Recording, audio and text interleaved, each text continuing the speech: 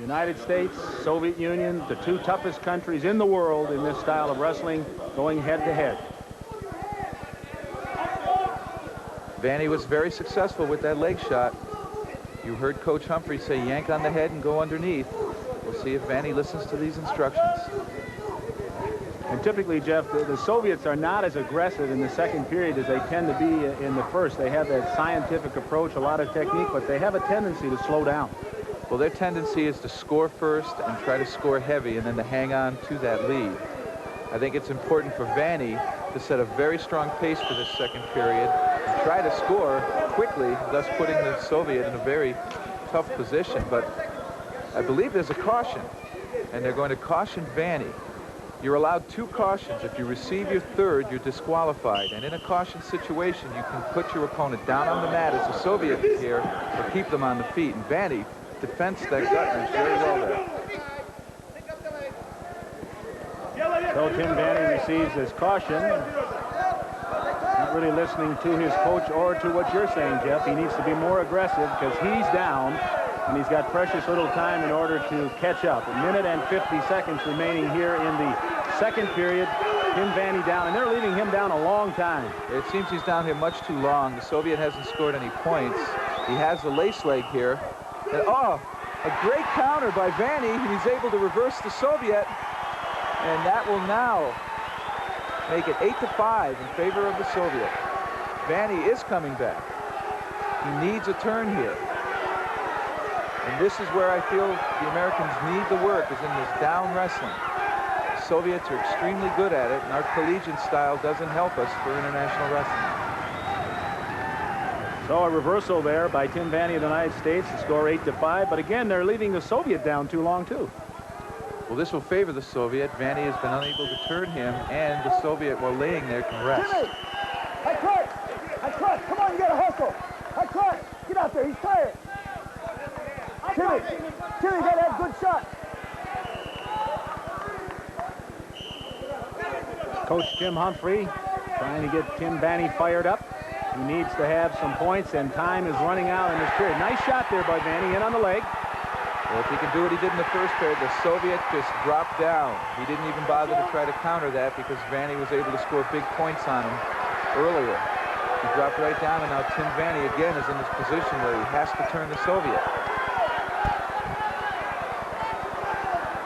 You see the Soviet turning his head towards the inbounds. That's because he doesn't want to go out of bounds under attack and give up another caution.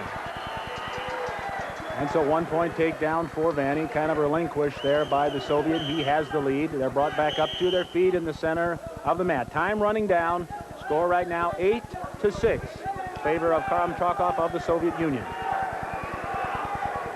Look for Vanny to go right back to a leg shot. He's been attacking the Soviets' left side. Karamchakov here content with where he's at. He's just fending off the attack. He's really not trying to do anything but defense. Well, he's content. He's got the lead. It's up to Vanny to attack him. And, whoa, a little showmanship. That's very uncharacteristic. Oh, and a little foot sweep at the end of the boot. It's very uncharacteristic of the Soviets. Normally no emotion whatsoever. And, in fact, they're going to caution the Soviet for that little outburst. And Vanny chooses to keep them on the feet, and I think that's a smart move. He hasn't been able to turn the Soviet. Perhaps he can take him down, not to score, and we can go into overtime. And Vanny back in on the leg. Karamchakov gives up the point. Vanny now behind by 1 point. Score 8-7. Time running down. He needs big points quickly. The time will run out. Karamchakov celebrates. He has won the first match 8-7. Over Tim Vanny of the United States. That gives the Soviet concentration, all focused to one end, scoring points. World Cup and Olympic freestyle coach Jim Humphrey explains the scoring system. In international wrestling, there are 5 categories of scoring. With the help of Mark Manning in the red singlet and John Gier in the blue singlet, we'd like to demonstrate those categories to you today. The 1-point maneuver is scored from a neutral position when an athlete takes his opponent down to the mat, scoring a 1-point takedown. Another means of scoring 1 point is the reversal, when the bottom man comes to the top, scoring 1 point again. The 2-point move is scored when the top wrestler takes his opponent to his back and exposes his back. The 3-point maneuver is going from a neutral position. The offensive man takes his opponent directly to the mat. A 4-point move is a little bit more dangerous. He takes his man from a position, throws him high arcing manner into the air. And the 5-point move is, again, you must lift your opponent from the mat, taking him into the air directly to the mat. And of course, the ultimate is the pin, when you put your opponent's shoulders to the mat simultaneously. Russ, Jeff, I think I've seen you in this position before. Oh. But Jeff and I are retired, and we're entitled to remember only the good moments. Second period action at 114.5 pounds, where surprisingly, Joe Gonzalez of the United States, here in the blue singlet, is leading Anatoly Beloglazov of the Soviet Union in the red singlet 4-2. Well, it may be a surprise, Beloglazov being that experienced, world Olympic champion and such, but he's been out of competition because his weight is giving him a problem. As you can see, he's an extremely lean wrestler. And Joe Gonzalez, countering a Beloglazov attempt, scores the takedown. And he now extends his lead to 5-2 over Beloglazov. Conditioning, again, will probably be a factor in this match. Certainly will. The Soviets like to come out in that first minute of the second period and do what they do in the beginning of the match. Score quickly, frustrate your opponent. But Joe has turned the tables on him. He has scored first now, and Anatoly now has to carry the match to Gonzalez. Beloglazov has been a coach for the Soviet Union, and if he loses this match, maybe he'll decide to go back into it again. He might join us retirees, Russ. That's true. And again, Gonzalez in on the leg. This is what he does best. He's a takedown artist. He'll hang on to that ankle. He's got to be careful not to expose his back, or else he'll give up points here. Beloglazov doing a nice job of countering out that attack by Gonzalez. No points scored here. I think quickly they'll bring them back up to their feet. They're kind of a stalemate position. There it is. We start again in the center of the mat. Well, he's being cautioned. They're cautioning Beloglazov. Gonzalez will have his choice now. He'll put him down. And that's a good move with the lead. Even if you can't turn him, you put him in a situation where he is not going to score on you. We'll see what Joe does here on offense. You can see he's not spending a lot of energy. I think he's doing the smart thing here. Kill some time, regroup, and attack well on the feet. Under a minute and a half left in this final period. 2 3-minute periods in every international wrestling match. 3 officials on every mat. Referee makes the calls, but he has to receive confirmation from either a mat judge or a mat chairman to score the points. And it's now Gonzalez who has the lead and will be content to sit back a little bit and came up with a leg here. Let's see if he can lift. And instead he drops Beloglazov to his backside, scores the 1-point takedown, now extends his lead 6-2. Joe Gonzalez out of Tempe, Arizona. Surprising lead here, 6-2 over Beloglazov of the Soviet Union. Beloglazov's brother, Sergei, did not come to the United States on this trip. He's probably the best wrestler in the world. Well, Sergei and Anatoly are identical twins, and certainly Sergei is considered by many experts the most dominant wrestler ever at 125 pounds. Well, Joe Gonzalez is cautioned. It's his first. Beloglazov elects to put him down. This is probably where he can do some damage. The Soviets are very good on top, and here he's hooked up a 3/4 Nelson's, and if that elbow comes across Joe's neck, that will be an illegal move. But he needs a lot of points here, and I think Gonzalez is very content to stay on bottom in defense. And Beloglazov is very tired. Almost the end of 6 minutes of action here at 114.5 pounds. Gonzalez blocking off, making that attempted shot on the leg. Almost countered. Content to hang on to the leg. Time running down. Stalemate position. No change. There it is, the end of the match. The winner, Joe Gonzalez. He's excited. It's a big win for him. The first win in this World Cup for the United States. The second match, 114.5. Joe Gonzalez winning 6-2.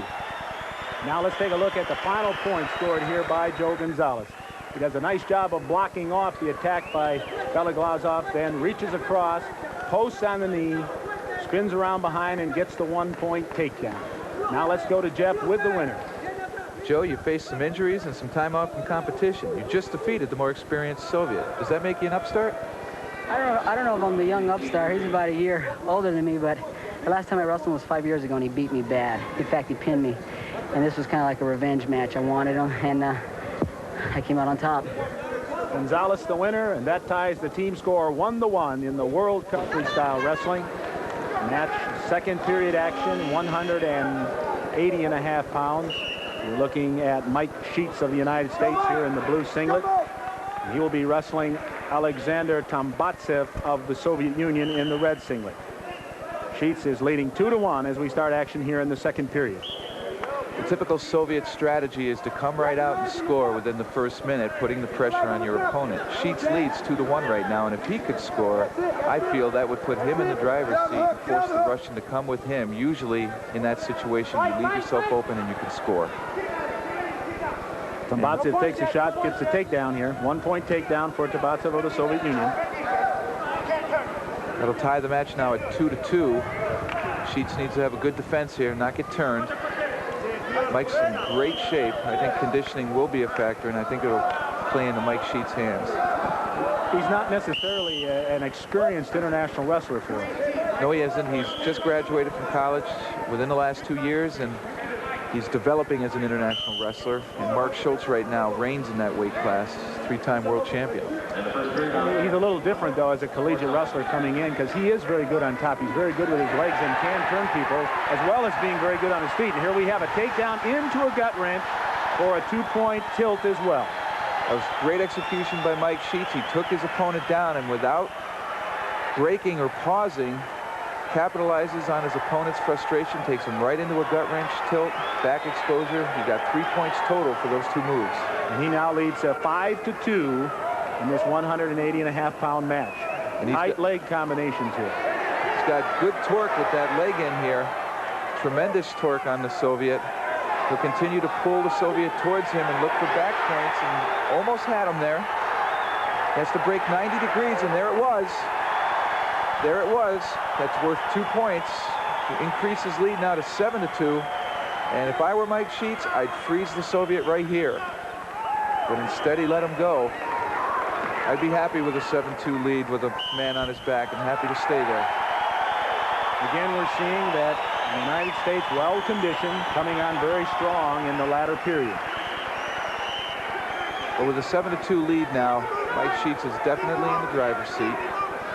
He will now pick and choose his opportunities to score, and the Soviet now has to open up more in order to execute offense, and he'll leave himself open at times. Hopefully Mike can take advantage of that. Less than a minute remaining in the second period. I thought maybe we had a caution, but it might have been to tie a shoelace. Exactly what it is. Attack the left side. Coach is giving some advice. They seem confident here. Sheets is in control of the match and sets the tempo of the match well. And he just gave away a point. He didn't even try to counter that. I think he's now looking at the clock and starting to think kill time. Maybe give away the 1-pointers, just as long as he's got that 1-point lead at the end of the match. Tambatsev of the Soviet Union, a silver medalist in the World Championship. Mike Sheets is wrestling a fairly tough Soviet competitor. This is great experience for Mike Sheets, and to be ahead of this wrestler at this point shows that Mike Sheets has come a long way in his international development. Oh, great try there. And he's going to give up the point. And with time running down here, Mike Sheets is ahead 7-4. This will give the United States the lead in this competition. He had a whistle. There's still 7 seconds left. They're bringing them back to their feet. The rest of the last 7 seconds on their feet. And Mike Sheets should be very happy with the performance here against an experienced and successful Soviet wrestler. And there's the time. The match is over. Mike Sheets, the United States, wins 7-4. And the American decision to Makharbek Kadartsev, while brother Bill at 220 pounds dropped a very close 5-4 decision to Ahmed Atabov. And so with the team score now 5-4 for the Soviet Union, we're joining action here in the heavyweight division. Just over 2 minutes remaining. The only chance the United States has of tying this competition is if heavyweight Bruce Baumgartner, who's losing 6-5, can win this match. I'm very impressed with Gorbachevili's strength. And there, in on Baumgartner's legs, Bruce tried to counter but was unsuccessful. He exposed his own back, and Gorbachevili scored 2 points. So Gorbachevili of the Soviet Union now leads 8-5 over Bruce Baumgartner. I think Bruce is a little bit disappointed that the United States isn't in there for the win and maybe affecting his wrestling. It could be. Bruce seems flat. I've trained with Bruce before. I've watched him wrestle Gorbachevili, who he's pinned before, and this certainly isn't the Baumgartner I'm accustomed to. He's usually very, very aggressive. Right now, Gorbachevili back in on that single leg, and he scores again. Another takedown.